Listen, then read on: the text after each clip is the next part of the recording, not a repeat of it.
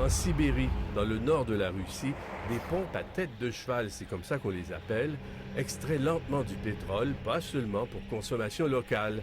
Les hydrocarbures, pétrole et gaz représentent 60% des exportations du pays. C'est un peu l'Alberta de la Russie. Viktor Fedosenko sent bien que les choses commencent à ralentir. Sa compagnie de forage pose de moins en moins de piliers pour soutenir de nouvelles constructions. Il se plaint que les gens s'empressent de dépenser leur rouble pour acheter n'importe quoi avant que leur monnaie perde encore plus de sa valeur. Des chutes des prix du pétrole, la Russie en a connu, notamment en 2008.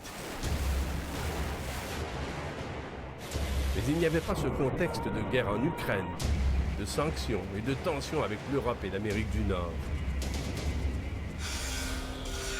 En 2008, on s'était bien promis de restructurer tout le secteur industriel russe pour dépendre moins du pétrole, moins de l'étranger, pour produire plus localement et être plus autonome. Sergei Markov dirige l'Institut d'études politiques de Moscou. Il est un proche de Vladimir Poutine. Il avoue que la réforme industrielle n'avait pas été prise au sérieux. It was more ideas than strong economic interests. Now it's economically absolutely inevitable. Industry, industry, industry. Industry, stupid. This will be slogan of Russian government. Ces dernières années, il y a eu des efforts de modernisation industrielle, notamment en coopération avec l'Europe.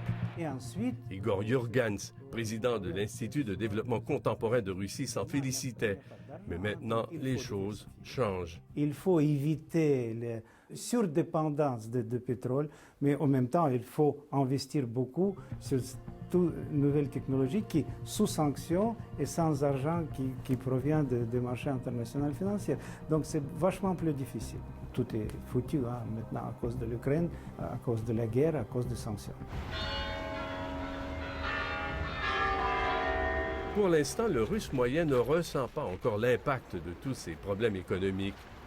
Mais au fur et à mesure qu'on aura du mal à trouver des produits importés, de la nourriture jusqu'aux pièces de machinerie, la population sera davantage prête à des changements.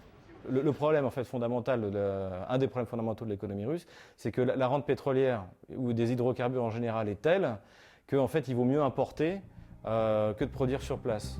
Or, avec la baisse du rouble, on se retrouve avec, dans l'obligation en fait de produire sur place. On va réduire les importations et essayer de produire local. Mais tout dépend de la manière dont le gouvernement russe va diriger et manager cette crise. En fait. Est-ce que cette crise aux multiples facettes peut en venir à servir de moteur au renouveau de la production industrielle en Russie? Les pressions sont plus fortes que jamais. Plus la Russie voudra rivaliser, entrer en compétition avec l'Occident, plus elle devra être autonome. Ici Raymond Saint-Pierre, Radio-Canada, à Moscou.